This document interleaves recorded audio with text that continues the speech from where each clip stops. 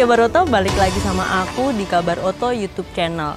Nah, kalau biasanya tim Kabar Oto udah sering banget review mobil SUV, sekarang kita pindah segmen nih ke mobil MPV, Multi Purpose Vehicle atau mobil keluarga. Nah, MPV ini sebenarnya masih jadi varian terlaris di Indonesia. Soalnya fungsinya ada macam-macam. Kayak biasanya sih paling banyak MPV dipakai buat jalan-jalan sama keluarga. Tapi mobil ini juga mendukung untuk bisnis. Sobat Kabar Oto pasti udah nggak asing lagi deh sama MPV yang satu ini. Soalnya ini MPV keluaran dari Jepang, yaitu R3 Suzuki Sport. Nah, ini beda sama R3 yang biasa. Soalnya ini edisi spesial Suzuki Sport. Nah, R3 Suzuki Sport ini udah menang beberapa penghargaan, salah satunya di Indonesia International Motor Show tahun 2018 kategori The Best MPV. Nah, kalau dibandingin sama R3 yang biasa, R3 Suzuki yang Sport ini punya beberapa perbedaan dari segi eksteriornya. Nanti kita bakal lihat lebih detail bagian-bagian mana aja sih yang beda sama yang biasa.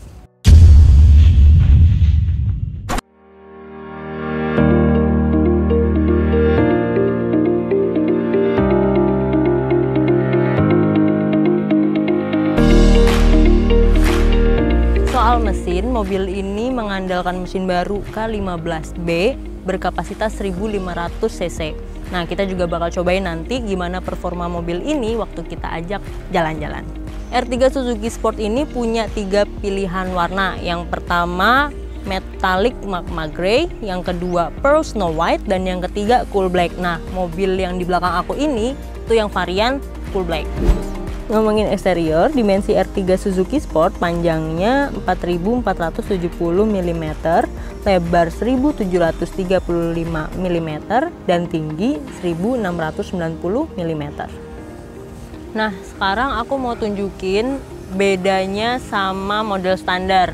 Perbedaannya sih ada di body kit, kayak grill sama bumper ini bentuknya bergelombang jaring-jaring. Terus di sini juga udah ada DRL, dan ini bisa diatur mau dinyalain atau enggak. Nanti ada tombolnya di sebelah setir. Nah, di bagian belakang sama samping juga ada kayak ini.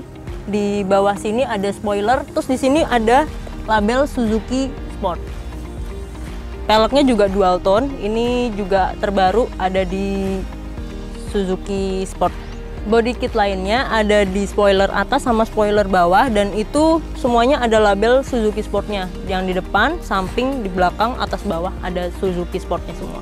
Nah, mobil ini juga udah dilengkapin sama kamera parkir di belakang sini. Itu tuh buat ngebantu kita waktu lagi parkir mundur. Terus udah ada sensornya juga, jadi udah ada bunyi-bunyi. Nah, sekarang kita lihat bagian bagasinya. Ini manual bukanya. Terus bagasinya tuh kapasitasnya 45 liter. Kira-kira bisa masuk, kalau misalkan kursi yang di baris ketiga ini dibuka, cuman bagian ini aja yang bisa diisi. Tapi bagian dalamnya ini bisa dibuka, bisa diisi barang lagi. Kalau misalkan baris ketiga ini ditutup, bisa jauh lebih banyak muat barang. Kayak barang-barang yang koper sampai 5 buah mungkin masih cukup. Nah, sekarang kita balik lagi ke depan nih. Ngelihat lampunya. Jadi Suzuki R3 Suzuki Sport ini udah pakai LED proyektor. Terus udah dilengkapin sama DRL juga. Nah, sekarang kita coba lihat dalamnya kayak apa, suasananya, nuansanya. Terus kita cobain juga jalan-jalan sama R3 Suzuki Sport. Oh iya, aku mau mention juga nih. Ini udah keyless mobil ini. Terus kalau misalkan sekali pencet, itu cuman kebuka satu pintu yang depan ini aja. Jadi kalau mau buka semuanya harus dipencet 2 kali.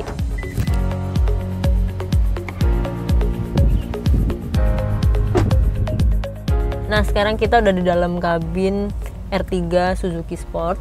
Kita lihat nih, nuansanya tuh yang diusung emang warna hitam.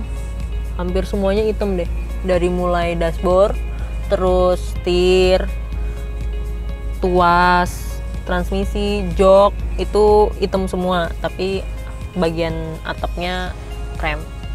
Terus yang bikin warnanya agak kontras itu di bagian dashboard sama trim pintu, itu panelnya pakai panel kayu.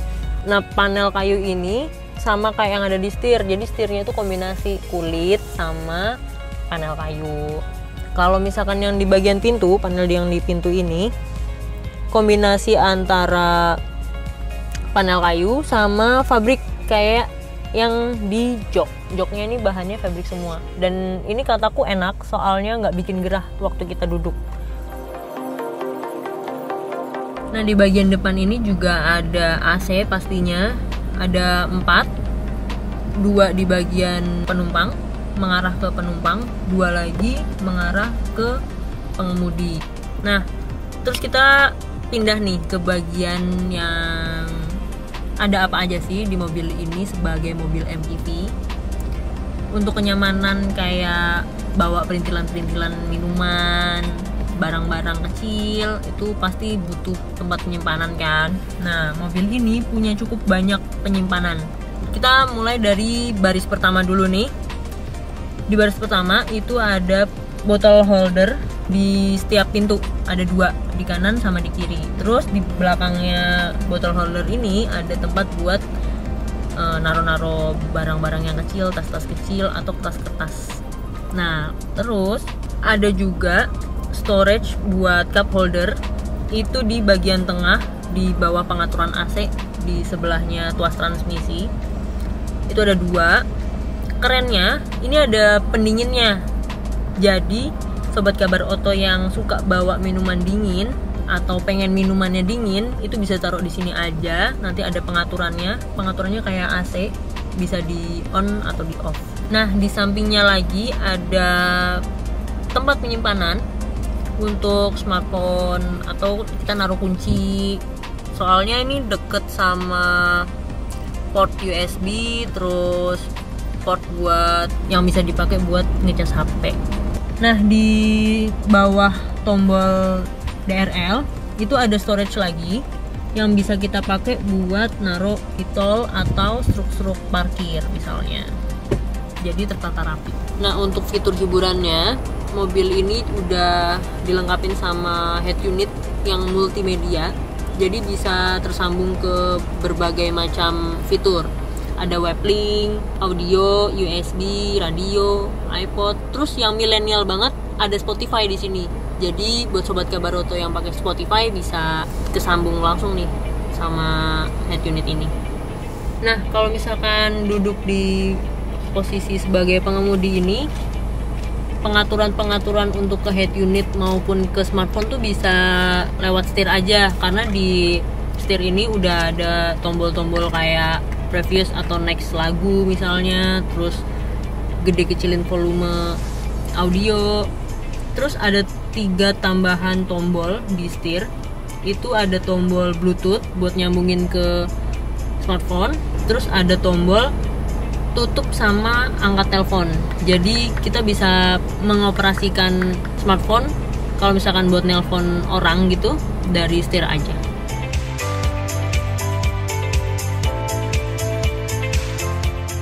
Nah, sekarang kita pindah ke baris kedua. Jadi mobil ini kan cukup buat 7 penumpang, depan 2, di baris kedua 3 penumpang, dan di baris ketiga 2 penumpang. Nah, kalau di baris kedua ini udah ada AC juga, itu ada 4, jadi bisa terdistribusikan dengan baik dinginnya buat penumpang di tengah maupun di belakang.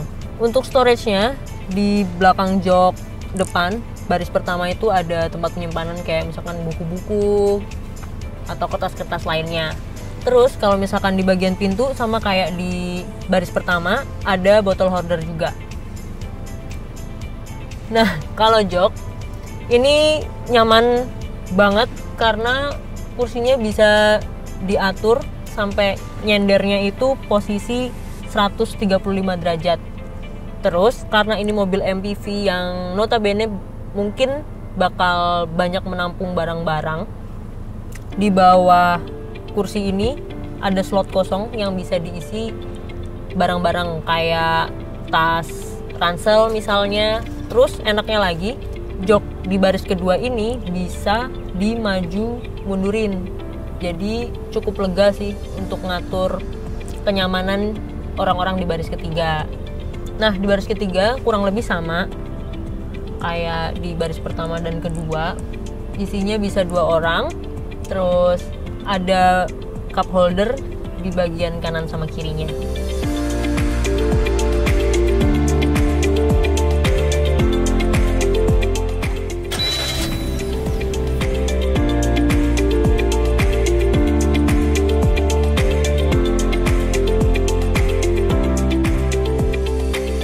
Nah, sekarang kita lagi jalan-jalan nih pakai R3 Suzuki Sport. Nah, mobil ini kayak yang udah aku mention tadi, udah pakai mesin K15B, itu mesin yang terbaru. Terus mobil ini tuh udah pakai mesin 4 silinder berkapasitas 1500 cc. Klaimnya dengan mesin berkapasitas 1500 cc itu, mobil ini bisa mengeluarkan tenaga 104 dk di 6000 rpm. Terus kalau torsi maksimumnya itu 138 Nm di 4400 rpm. Nah, ternyata mesin K15B ini mesin terbaru R3 yang dibuat di Indonesia. Tapi produk-produk yang lainnya itu udah pakai mesin ini juga, kayak Jimny. Terus carry pickup yang baru juga udah pakai mesin yang sama. Tapi karakter mesinnya disesuaikan sama masing-masing segmen, jadi nggak semuanya sama. Kalau misalkan Jimny kan buat off-road, terus kalau R3 ini buat mobil keluarga, terus kalau misalkan carry pickup buat mobil komersial. Nah, mesin K15B yang tadi itu, kalau di R3 Suzuki Sport ini dituntut di bagian akselerasi dan efisiensi bahan bakarnya. Tadi kan kita udah ngomongin mesin. Terus kalau misalkan performanya sendiri, mulai dari ini ya, kenyamanan sebagai pengemudi, itu mobil ini kurang lebih nyaman sih kalau misalkan dipakai sama pengemudi. Soalnya posisi duduk aja bisa nemu posisi yang nyaman. Aku tingginya 158 cm dan itu masih dapat untuk setir, pegangan setirnya juga nggak capek, terus kaki juga nggak jauh jaraknya. Terus enaknya kan ini udah reclining, jadi bisa naik turun juga, disesuaikan dengan kebutuhan tinggi rendahnya. Nah, setelah aku cobain reclining ini, bisa dapet posisi yang cukup tinggi, jadi mungkin buat orang-orang yang tingginya di bawah aku masih bisa dapet posisi duduk yang enak juga. Nah, kalau setirnya itu ada fasilitas atau fitur tilt steering, jadi bisa diatur juga kebutuhan tinggi rendahnya setir. Tapi ini nggak bisa maju mundur, cuman atas bawah aja. Nah, untuk jarak pandang ini luas sih menurutku. Di bagian depan sama samping, di pilar A sama pilar B itu nggak ngeganggu jarak pandangnya. Terus kalau misalkan buat parkir gitu-gitu cukup terbantu sama spion kanan kiri yang di atas juga, sama udah ada kamera parkir kayak yang tadi aku bilang, plus sensornya, jadi ada bunyi kalau misalkan kita jaraknya udah semakin dekat. Tapi sayangnya kalau buat aku ngerasanya tuh spion kanan sama kiri terlalu kecil sih. Jadi kalau misalkan kita mau parkir mundur, kalau yang nggak kebiasa sama kamera belakang buat parkir, itu harus bolak-balik mengatur posisi kaca spion yang samping kanan sama kiri biar kelihatan di bagian bawah itu udah mepet atau belum dan sebagainya. Nah, mobil ini punya radius putar 5,2 meter yang nggak terlalu makan jalan sih menurutku, paling 2 kali mundur untuk jalanan aspal, jalan raya. Terus untuk kenyamanan berkendara, R3 Suzuki Sport ini punya setir yang enteng buat aku, jadi cukup membantu sih, nggak bikin tangan cepet capek waktu lagi nyetirnya juga. Terus waktu kita nginjek pedal gas, walaupun kecepatannya baru masuk di 2500 rpm tadi, tapi yang aku coba ini kan mobil transmisi otomatis, otomatis. Nah, nggak ada yang terlalu gimana-gimana hentakannya, jadi masih kerasa halus dan nyaman di kendaraannya. Soal suspensi, mobil ini pakai MacPherson strut with coil spring di suspensi depan. Terus yang di bagian belakang itu pakainya suspensi torsion beam with coil spring.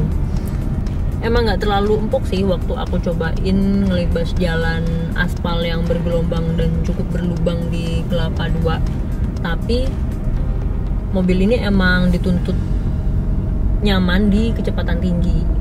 Enaknya lagi, walaupun bergelombang dan berlubang itu tadi, mobil ini nggak limbung walaupun dipakai sendirian.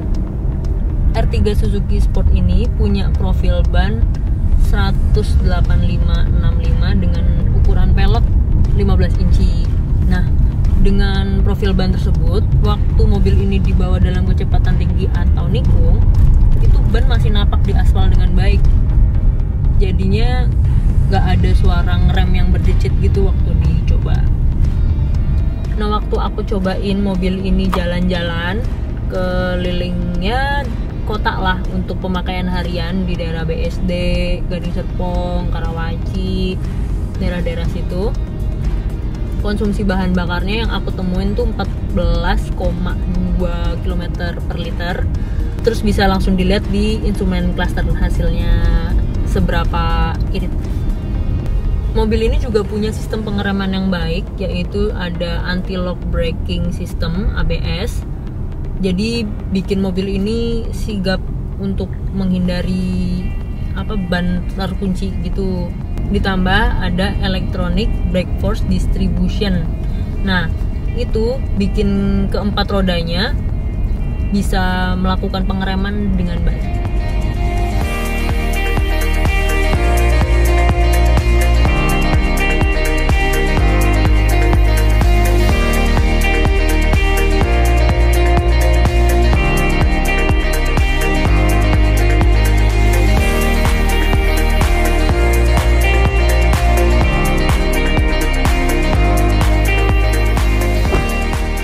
Nah, kita tadi udah cobain gimana rasanya jalan-jalan pakai R3 Suzuki Sport, terus interiornya kayak apa, eksteriornya kayak gimana. Nah, mobil ini kalau dilihat-lihat emang punya pangsa pasar ke keluarga muda bergaya sporty. Nah, mobil ini dibanderol harga 250 jutaan untuk transmisi otomatis dan 240 jutaan transmisi manual.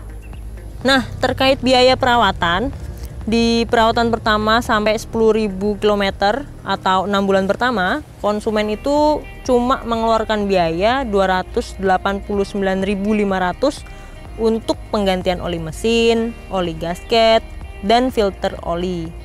Biaya jasanya gratis loh. Nah, sekian review R3 Suzuki Sport kali ini. Jangan lupa subscribe, komen, dan tonton terus video kabar oto yang lainnya. Bye!